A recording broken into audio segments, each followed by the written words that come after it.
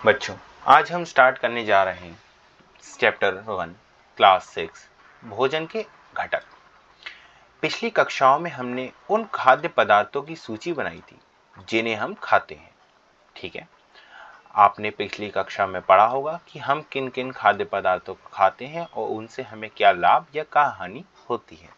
ठीक है, इस प्रकार के भोजन में जैसे चपाती, दाल और बैंगन का भरता हो सकता है, तो दूसरे में चावल, सांभर तथा भिंडी हो सकती है।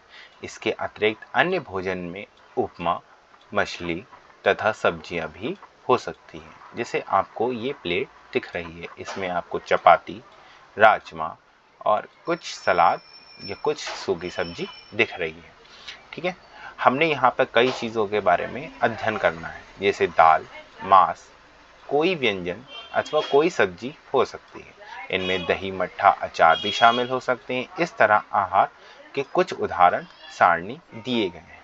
जैसे क्षेत्र राज्य के आधार पर पंजाब में क्या क्या खाया जाता है। अन्न में हमें मक्के की रोटी मिलती है, दाल में हमें राजमा या मांस भी हो सकता है, सब्जियों में हमें सरसों का साग और अन्य व्यंजन में दही और घी प्राप्त होता है।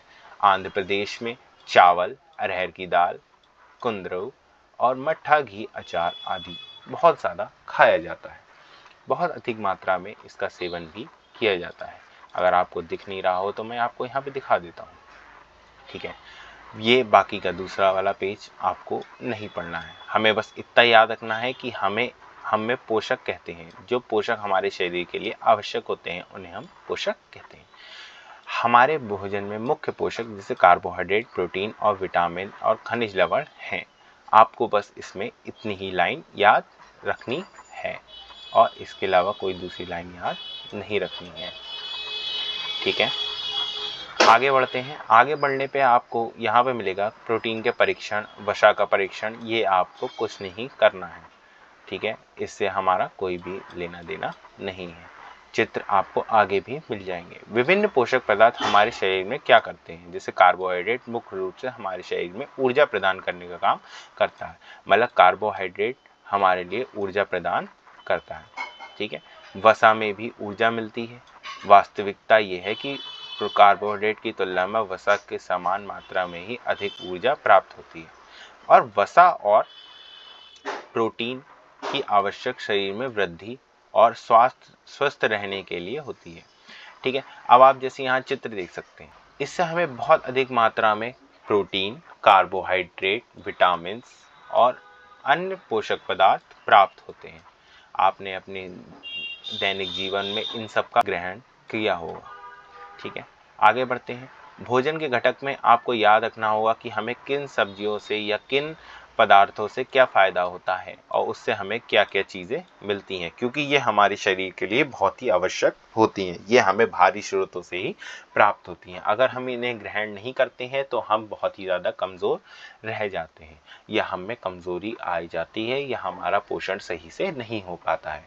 हमारे शरीर में सूर्य के प्रकाश में उपस्थित होकर विटामिन डी बनाता है।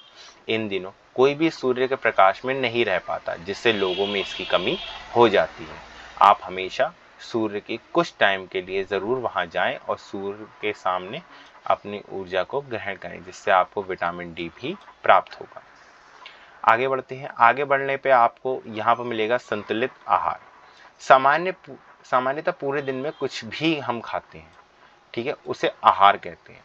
लेकिन आहार का आशय संतुलित आहार से बिल्कुल ही अलग है। संतुलित